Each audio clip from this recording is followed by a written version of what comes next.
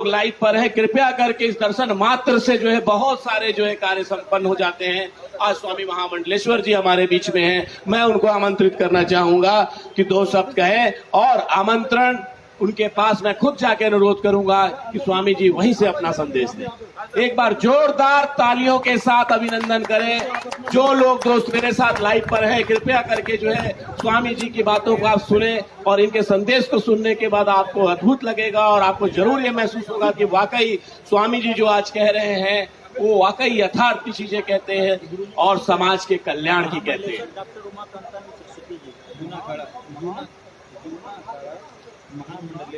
ओम विश्वानि देव सवितर्दुरितानि परासुव यद्भद्रं तन्नासुव। ओम शांति शांति शांति।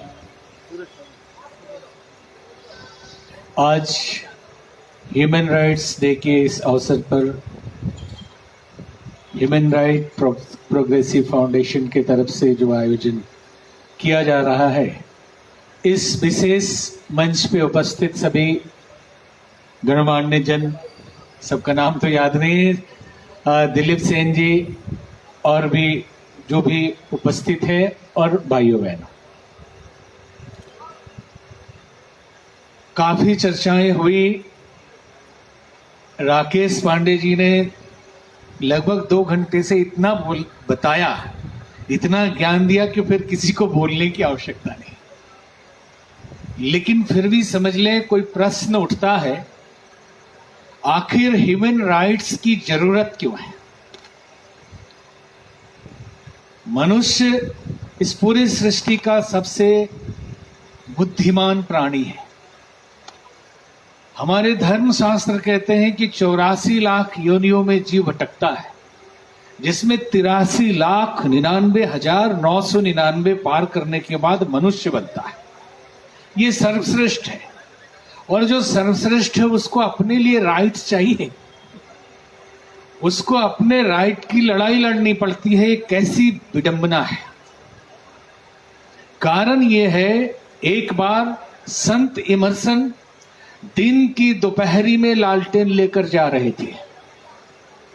सूरज सिर पे था, सूरज निकला हुआ था, चारों तरफ उजाला था, बड़ी रोशनी थी, फिर भी लालटेन लेकर जा रहे थे। लोगों ने पूछा कि दिन की दोपहरी में लालटेन जलाने की आवश्यकता क्या है? उन्होंने कहा कि मैं जिसे ढूंढ रहा हूं सूरज की रोशनी में दिखाई नहीं पड़ रहा। मैं जिसकी तलाश में हूं, मैंने बहुत कोशिश की, सूर्य की रोशनी मिल पाया। तो मैंने सोचा शायद सूरज की रोशनी कम पड़ रही है तो थोड़ा लालटेन जला लूं, ये रोशनी थोड़ी बढ़ जाएगी। तो आप किसे ढूंढ रहे हैं जो इस संसार में मिला नहीं? वो दुर्लभ जीव कौन है? तो बोला, मैं मनुष्य को ढूंढ रहा हूं, मैं आदमी को ढूंढ रहा हूं। मुझे डॉक्टर मिल गए, प्रोफेसर मिल गए, एक्टर मिल गए, डांसर मिल गए, नेताजी मिल गए, मंत्री जी मिल गए, ऑफिसर मिल गए, टीचर मिल गए, स्टूडेंट मिल गए, प्रजा राजा सभी मिल गए, आदमी नहीं मिला। मैं आदमी ढूंढ रहा हूं। अगर आदमी आदमी हो जाए तो उसे राइट की तलाश की जरूरत नहीं पड़ेगी। आदमियत खो गई, इसलिए हमें अपने राइट को लोगों से लड़के लेना पड़ रहा है। कैसी मनुष्यता है? हमारी संस्कृति और संस्कार कहां जा रहे हैं? हम हैं कौन और किस बात की लड़ाई? सारे बुद्धिमान हैं, हम सब उपदेश देते हैं, लेकिन हम जानते हैं कि जितने बैठे हुए होते हैं सब ज्ञानी होते हैं, क्योंकि अपने अपने जगह पे सब उपदेश देते हैं। तो इन ज्ञानियों से निवेदन है कि अपने ज्ञान के कपाट खोलिए और अपनी संवेदना को जगाइए। संसार में 2 शब्द हैं, एक को हमदर्द कहा जाता है उर्दू में, और उसी को हिंदी या संस्कृत में हम संवेदना कहते हैं। हमदर्द का अर्थ होता है इक्वल पेन, संवेदना मतलब इक्वल, दर्द बराबर हो। हम ये कह के प्रसन्न हो जाते हैं, खुश हो जाते हैं कि हमारी संस्कृति बहुत महान है। किस बात के लिए महान है? वसुधैव कुटुंबकम, पशु पक्षी भी हमारे अपने परिजन सखा है, हमारे परिवार के लोग हैं। लेकिन एक बात नहीं भूलना चाहिए कि अगर परिवार बनाया तो खतरा है। आप कहेंगे कैसे? परिवार है तो भाई भाई का बंटवारा होगा। अगर परिवार है तो पिता पुत्र भी जमीन के टुकड़े के लिए कोर्ट में पहुंचेंगे। यही कारण है कि हिंदुस्तान और पाकिस्तान हो गया, क्योंकि भाई भाई थे। और भाई भाई न रहे होते, संवेदना अगर रही होती, हमारी संस्कृति केवल वसुधैव कुटुंबकम पे नहीं टिकी हुई है, वो इससे बहुत आगे है। हमारी संस्कृति के लिए, हमारे समाज के लिए ये चिंतन बहुत ऊंचा चिंतन नहीं है। आप कहेंगे इससे भी बड़ा कोई चिंतन हो सकता है? इससे बड़ा चिंतन यह है, आत्मवत् सर्वभूतेषु, आत्म स्वरूप के रूप में हर प्राणी को अगर देख पाए, संवेदना इतनी विकसित हो जाए कि चोट उधर लगे तो दर्द इधर हो। हमदर्द का मतलब यह होता है, संवेदना का मतलब यह होता है, तो फिर संसार में न एकता के लिए आंदोलन करना पड़ेगा, न ही किसी राइट के लिए किसी को लड़ना पड़ेगा, वो चाहे एनिमल राइट्स हो या ह्यूमन राइट्स हो। समस्या है कि हम आदमी नहीं बन पाए, समस्या है कि हम मनुष्य नहीं बन पाए हैं। हम राइट्स के लिए लड़े नहीं, आदमी बन जाए, हम मनुष्य बन जाए, अपनी संवेदना को जागृत कर लें। तो लोग कहते हैं सभी संवेदनशील हैं संसार में। निष्ठुर कौन है? सबकी संवेदना है। तो कहां है संवेदना? तो पहली कैटेगरी, पहले लेवल पे हर आदमी अपने लिए संवेदनशील है। उसे गाली दीजिएगा दुख होगा, उसे थप्पड़ मारिएगा तकलीफ होगी, उसे आप शारीरिक कष्ट पहुंचाएंगे तो तकलीफ होगी। ये व्यक्तिगत संवेदना है, संवेदनशील है वो आदमी। और उससे भी अगर ऊंचा उठ गया तो पारिवारिक संवेदना है।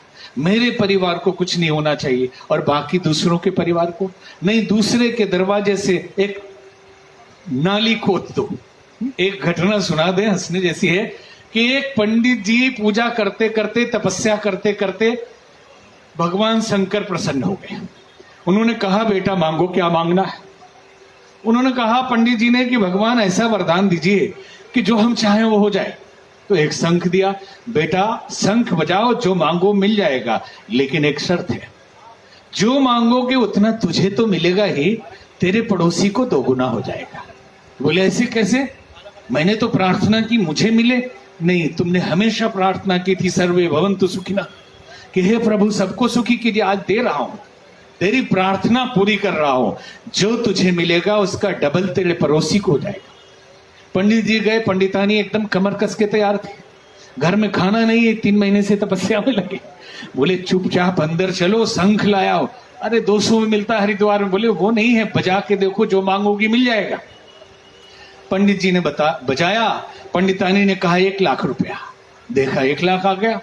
अब ख्याल आया कि पड़ोसी को कहीं डबल ना हो जाए।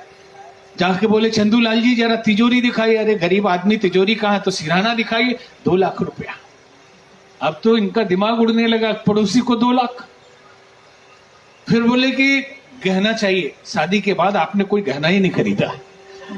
बोले हे शंख महाराज, मेरी पत्नी को गहने से भर दीजिए। भर दिया। फिर पड़ोसी की पत्नी देखने के, गहना कितना? डबल। अब दोनों ने क्या किया? रोने लगे। इनको किसी बात की कमी है, जो चाहो भगवान दे रहा है, लेकिन रो रहे हैं कि हे प्रभु पड़ोसी को ज्यादा क्यों हो रहा है। आज समस्या ये नहीं कि धन के अभाव में हम बहुत ज्यादा दुखी हैं, सबसे बड़ी समस्या ये है कि पड़ोसी क्यों सुखी है। पड़ोसी, पेट तो एक मुट्ठी से भर जाता है, पेटी भरती नहीं, और यहाँ पेटी भरने में लगे हुए। अब क्या हुआ? रोते रोते उन्होंने कहा हे शंख महाराज, हमारी एक आंख फोड़ दीजिए ताकि पड़ोसी की दोनों फूट जाए। और उससे भी दिल नहीं भरा तो कहा कि हे शंख महाराज, हमारे दरवाजे पे एक कुआं दे दीजिए ताकि पड़ोसी के तो हो जाए, हम तो एक आंख से निकल जाएंगे, अंधा निकलेगा किधर से। ये संवेदना है हमारी कि दूसरे का परिवार मर जाए कोई दिक्कत नहीं, हमारे परिवार पे आंच नहीं आनी चाहिए। और इससे भी संवेदना बढ़े तो हमारा गांव, फिर इससे भी बढ़े तो हमारा राज्य, हमारा महाराष्ट्र, हमारा बिहार, हमारा बंगाल, बहुत तरह की बातें। और दूसरे पैरेलल जातियों में कि एक संवेदना अपनी जाति है, क्षत्रिय है, वैश्य है, शूद्र है, ये है वो है, दुनिया भर के हैं। और अगर ये संवेदना बढ़ती है, पवित्रता आती है, सद्भावना बढ़ती है, दिव्यता बढ़ती है, समर्पण बढ़ता है, तो राष्ट्रीय संवेदना आती है। अन्यथा सांप्रदायिक संवेदना में वो बदल जाती है, फिर हिंदू मुस्लिम सिख ईसाई इसमें फंस के रह जाते हैं।